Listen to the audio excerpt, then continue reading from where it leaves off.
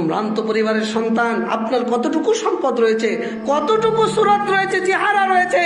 মক্কার অলিতে গলিতে এত সুন্দর যুবক কেউ ছিল না, এত সম্পদশালী কেউ ছিল না।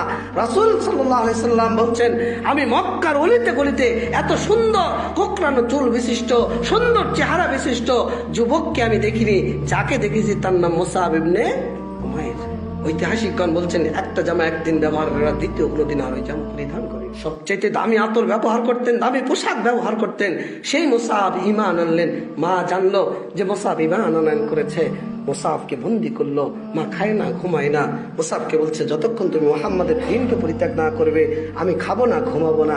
মুসআব বলছে, মা তুমি একদিন কেন, 100 দিন যদি না খেয়ে না ঘুমিয়ে তুমি যদি 100বার মৃত্যুবরণ করো, মা আমি মুহাম্মাদের দ্বীনকে পরিত্যাগ করব না। দ্বীনকে পরিত্যাগ করেনি। ঐতিহাসিকগণ বলছেন, সাপ যেমন খোলস পরিবর্তন করলে গা থেকে গোস্তগুলো খুলে খুলে পড়ে, মুসআব সম্ভ্রান্ত পরিবারের সন্তান, একসময় তার শরীর থেকে এরকম গোস্তগুলো খুলে খুলে পড়া শুরু করলো। আল্লাহ রাসূল তাকে মোবাল্লেগ করে মদিনায় পাঠালেন। 1 বছরের মাথায় মদিনার মাটিকে উর্বর করে দিলেন ইসলামের জন্য।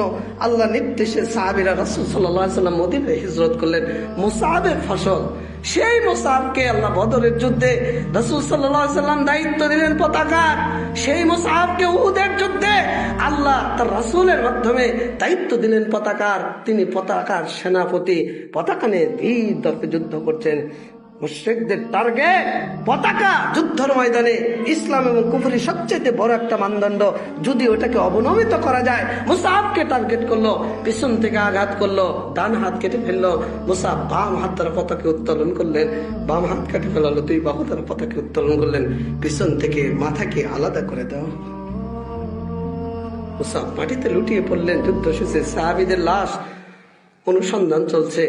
আল্লাহ রাসূল সাল্লাল্লাহু আলাইহি সাল্লাম লাশগুলো একত্রিত করে নির্দেশ দিলেন। মুসআবের লাশ পাওয়া গেল। সাহাবীরা, খাব্বাব বলছেন, কুতিলা ইয়াউমা উহুদিন ইল্লা নামিরাতান। মুসআব উহুদের ময়দানে শহীদ হয়েছে, একটা জামা ছাড়া তার কিছুই ছিল না। একটা শুধুমাত্র জামা ছিল, জামা ছাড়া কিছুই ছিল না। জামা দিয়ে যদি মাথাটা ঢেকে দেওয়া হয় তাহলে পাটা বের হয়ে যায়, পাটা ঢেকে দিলে মাথাটা বের হয়ে যায়। আল্লাহ রাসূল বললেন যে, শোনো, তোমরা ওর মাথাটা কাপড় দিয়ে ঢেকে দাও, পাটা স্কিন নামক ঘাস দিয়ে ঢেকে দাও।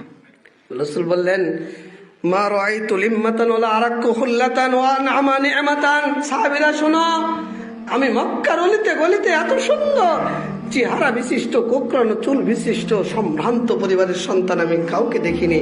এই মুসআব, সেই মুসআব ঈমান নিয়ে যখন দুনিয়া থেকে চলে যাচ্ছেন, একটা জামা ছাড়া তার কিছুই